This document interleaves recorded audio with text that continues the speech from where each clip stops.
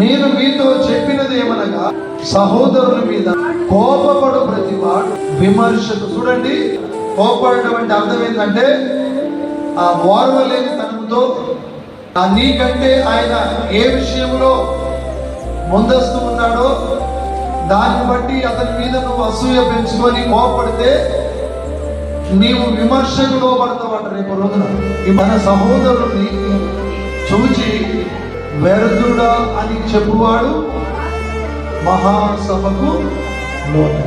అంటే మన సహోదరుని వ్యర్థుడా అంటే కూడా తప్పకుండా మనం తీర్పులకు గురైతాం. లెక్క చెప్పాలి.